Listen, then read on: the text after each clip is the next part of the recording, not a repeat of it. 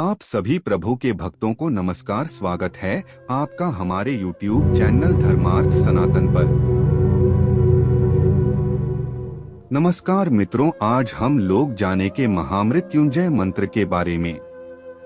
इसकी शक्ति अद्भुत एवं अविश्वसनीय है। हिंदू धर्म के इस महान प्रचंडकारी मंत्र को सभी लोग नित्य जाप करते हैं। इस मंत्र के जाप भी कई फायदे हैं। इस मंत्र के जाप से कई प्रकार के रोग एवं शत्रु बाधा हमेशा के लिए दूर रहती है और प्राणी को सुख समृद्धि प्राप्त एवं अकाल मृत्यु से बचा हुआ रहता है। यह मंत्र भगवान शिव को अति प्रिय मंत्र है। इस मंत्र के जाप से भगवान शिव तुरंत ही व्यक्ति पर प्रसन्न हो जाते हैं और उन्हें शीघ्र ही सुख समृद्धि प्राप्त हो जाती है। लेकिन आज हम जानेंगे इस मंत्र की रचना कैसे हुई, तो चलिए जानते हैं महामृत्युंजय मंत्र की रचना कैसे हुई। मित्रों, शिव पुराण के एक कथा के अनुसार शिवजी के एक अनन्य भक्त मृकंड ऋषि था और वह संतानहीन होने के कारण दुखी थे। विधाता ने उन्हें संतान योग नहीं दिया था। मृकंड ने सोचा कि महादेव संसार के सारे विधान बदल सकते हैं, इसलिए क्यों न भोलेनाथ को प्रसन्न कर यह विधान बदलवाया जाए। किसने की महामृत्युंजय मंत्र की रचना? मृकंड ने घोर तप किया। भोलेनाथ मृकंड के तप का कारण जानते थे, इसलिए उन्होंने शीघ्र दर्शन न दिया। लेकिन भक्त की भक्ति के आगे भोले झुक ही जाते हैं। महादेव प्रसन्न हुए। उन्होंने ऋषि को कहा कि मैं विधान को बदलकर तुम्हें पुत्र का वरदान दे रहा हूँ, लेकिन इस वरदान के साथ हर्ष के साथ विषाद भी होगा। भोलेनाथ के वरदान से मृकंड को पुत्र हुआ, जिसका नाम मार्कंडेय पड़ा। ज्योतिषियों ने मृकंड को बताया कि यह विलक्षण बालक अल्पायु है। इसकी उम्र केवल 12 वर्ष है। ऋषि का हर्ष विषाद में बदल गया। मृकंड ने अपनी पत्नी को आश्वस्त किया, जिस ईश्वर की कृपा से संतान हुई है वही भोले इसकी रक्षा करेंगे। भाग्य को बदल देना उनके लिए सरल कार्य है।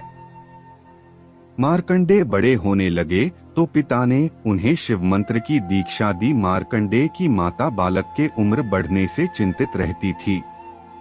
उन्होंने मार्कंडेय को अल्पायु होने की बात बता दी। महामृत्युंजय मंत्र की कथा। मार्कंडेय ने निश्चय किया कि माता पिता के सुख के लिए उसी सदाशिव भगवान से दीर्घायु होने का वरदान लेंगे जिन्होंने जीवन दिया है। 12 वर्ष पूरे होने को आए थे।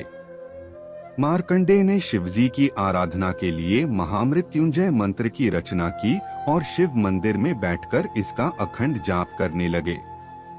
समय पूरा होने पर यमदूत उन्हें लेने आए। यमदूतों ने देखा कि बालक महाकाल की आराधना कर रहा है, तो उन्होंने थोड़ी देर प्रतीक्षा की। मार्कंडेय ने अखंड जप का संकल्प लिया था। यमदूतों का मार्कंडेय को छूने का साहस न हुआ और लौट गए। उन्होंने यमराज को बताया कि वे बालक तक पहुंचने का साहस नहीं कर पाए। इस पर यमराज ने कहा कि मृकंड के पुत्र को मैं स्वयं लेकर आऊंगा। यमराज मार्कंडेय के पास पहुंच गए। बालक मार्कंडेय ने यमराज को देखा तो जोर जोर से महामृत्युंजय मंत्र का जाप करते हुए शिवलिंग से लिपट गया। यमराज ने बालक को शिवलिंग से खींचकर ले जाने की चेष्टा की, तभी जोरदार हुंकार से मंदिर कांपने लगा। एक प्रचंड प्रकाश से यमराज की आंखें चुंधिया गईं। शिवलिंग से स्वयं महाकाल प्रकट हो गए। उन्होंने हाथों में त्रिशूल लेकर यमराज को सावधान किया और पूछा, तुमने मेरी साधना में लीन भक्त को खींचने का साहस कैसे किया? यमराज महाकाल के प्रचंड रूप से कांपने लगे। उन्होंने कहा, प्रभु मैं आपका सेवक हूँ। आपने ही जीवों से प्राण हरने का निष्ठुर कार्य मुझे सौंपा है। भगवान चंद्रशेखर का क्रोध कुछ शांत हुआ तो बोले, मैं अपने भक्त की स्तुति से प्रसन्न हूँ और मैंने इसे दीर्घायु होने का वरदान दिया है।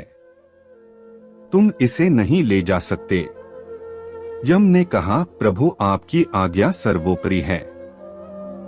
मैं आपके भक्त मार्कंडेय द्वारा रचित महामृत्युंजय का पाठ करने वाले को त्रास नहीं दूंगा।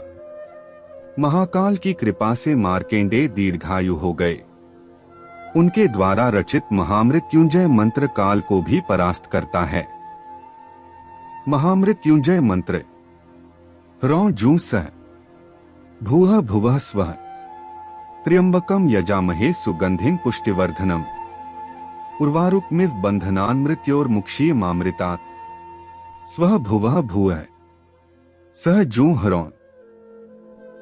आपको हमारी बताई गई जानकारी कैसी लगी कमेंट्स में जरूर बताएं और आगे भी ऐसी रोचक और धार्मिक जानकारी के लिए चैनल को सब्सक्राइब करें। धन्यवाद। जय श्री राम।